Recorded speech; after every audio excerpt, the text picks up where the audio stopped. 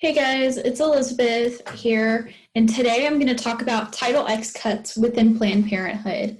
And the topic of this is to get Planned Parenthood fight for support, and the purpose of this is going to be chronological order. So the attention materials I would like to bring up are recently Congress has made cuts to Title X funding within Planned Parenthood specifically, and budget cuts have had a larger impact on low-income households that rely on it. And in 1970, Title X of the Public Health Services Act became law. It established public funding for family planning and sex education programs in the US. And that's from the Planned Parenthood website itself. And it provided services for women that needed reproductive health. And so the thesis statement for this is Title X funding needs to stay within Planned Parenthood service because it provides services to women in low-income households that need access to health care. And the preview I want to go over in this is I'll explain how low-income households are affected from not having access to Planned Parenthood services and how it will affect their health for the future. I will also how it is explained it helps people and why it needs to have funding to it. So I'm going to start out with a Planned Parenthood history and the short free will. So where clinics opened up after Roe v. Wade was passed in 1973, pardon me, and it guaranteed the right to safe and legal abortion within all 50 states for the first 3 months of a pregnancy. And that's from the Planned Parenthood website, specifically where I received that from. And laws requiring spousal consent for abortion and strict parental consent rules for minors seeking abortion were soon struck down in the courts, removing the obstacles to it. And that was also from the website Planned Parenthood about their history and how it helped them out.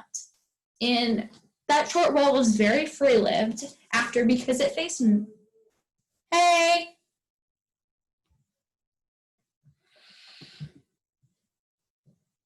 they had a lot of issues trying to get, pardon me, I just had my grandfather come home. So I'm going to edit that part out. So laws require, okay. So it faced very many challenges after it was passed. The Reagan and Bush presidencies had tried to set some setbacks on it, but luckily the Supreme Court upheld it in 1992 with Planned Parenthood versus Casey, which put limits on it, such as waiting for 24 hours. That made it harder, but luckily that was struck down, and that was also from the website. And another thing they tried doing was during this time, laws were passed that restricted federal funds from healthcare providers and organizations who discussed it with their parents, including the gag rule and the Mexico City policy. But luckily, those were struck down as well, and that was from the Planned Parenthood website. Pardon me. But soon after, Planned Parenthood provided services to low-income families.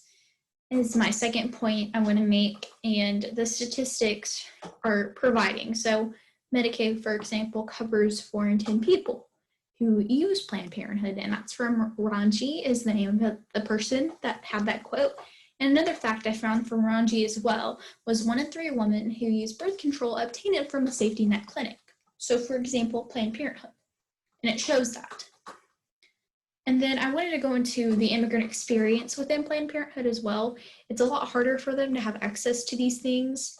For example, I was reading an article, and here's one of the quotes I found that one of the presidents had used, saying healthcare was hard to come by, so her mother turned to the only source available, Planned Parenthood, when herself went to a clinic for information about birth control. And that was quoted by Abisi, is the name of the person who used that. And then another example I would love to provide, I'm going to screen share it with you guys, is in house. So it's a free clinic that they went to that this daughter and her mother was an immigrant. She tries getting birth control. And here's a little snippet I'm going to show of how she gets it.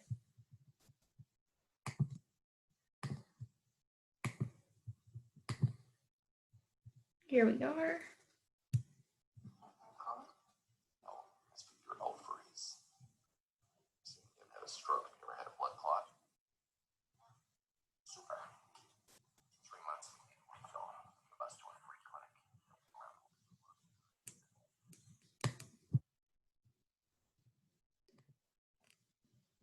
So that's the example I wanted to share with you guys.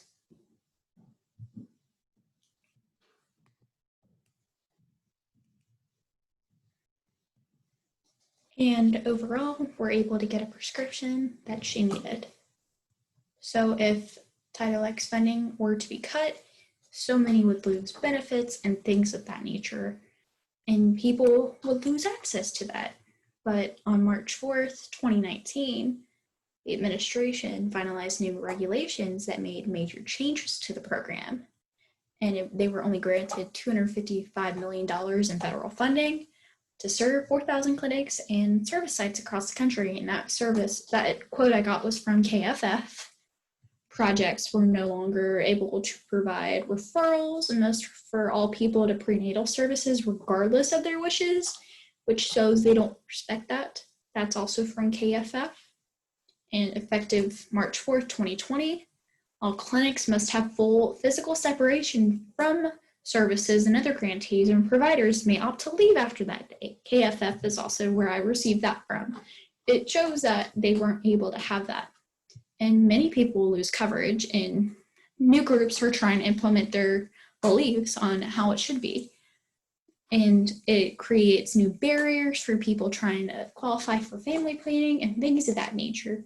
And few new grantees have joined that because of those restrictions put in place. And that's from KFF.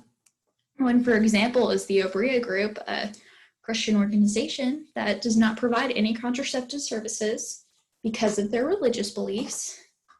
And that's a key service that is from these clinics.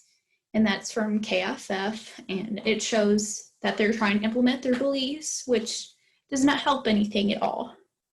But what you guys can do is be the change to stop that, because if you go out, you put your voice out there, you can help make that change. And a quote I want to last gather about the body of my speech is, when we come together, we take the streets, when we vote, people are the most single, powerful political voice in America. There is not one thing that can stop us.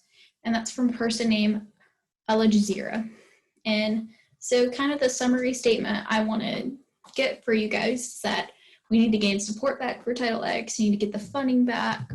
And many people are going to go without affordable sexual health services. And religious groups are becoming affiliated, and that needs to stop. And with the statistics that shows who needs the support, and it's low-income families and young women. If we take it away, they're going to lose it. But my concluding remarks are, socially, millions of people feel violated without it.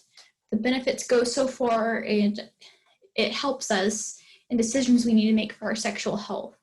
It shouldn't be up to lawmakers on what to decide with that money when it benefits people. People need to realize what you do with your body is your own business, and if you go out and you do what's best for you, then they should respect it. I hope y'all enjoyed my speech. Bye.